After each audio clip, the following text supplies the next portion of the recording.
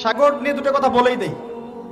সেটা হলো, আল্লাহ পাকের সমস্ত সৃষ্টি আল্লাহ পাকের তাসবিহ পাঠ করে, এমনকি এই সাগরও আল্লাহর তাসবিহ পাঠ করে। এবং প্রতিটা সৃষ্টি পরকালে সাক্ষী হয়ে থাকবে।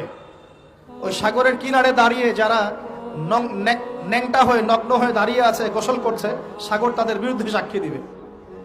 ওখানে দাঁড়িয়ে যারা গাঁজা খাচ্ছে, ফেন্সিডিল খাচ্ছে, ইয়াবা খাচ্ছে, সমকামিতা করছে, গান বাজনা করছে, সাগর ওদের বিরুদ্ধে সাক্ষী দিবে। এই যে আজকে যেখানে বসে আমরা ওয়াজ মাহফিল করেছি, দিনের কথা বলেছি, এই মাটি কাল কিয়ামতে সাক্ষী দিবে এখানে ভালো কিছু হয়েছে। গোপনে যেখানে জিনা করেছেন পতিতালয়ে, সেই পতিতালয়ের মাটি আপনার বিরুদ্ধে সাক্ষী দিবে। আল্লাহ পাকের প্রত্যেকটা সৃষ্টি আল্লাহর কাছে সাক্ষী প্রদান করবে আমাদের বিরুদ্ধে অথবা পক্ষে। আল্লাহ আমাদেরকে বোঝার তৌফিক দান করুন। সাগর থেকে শেখার অনেক কিছু আছে।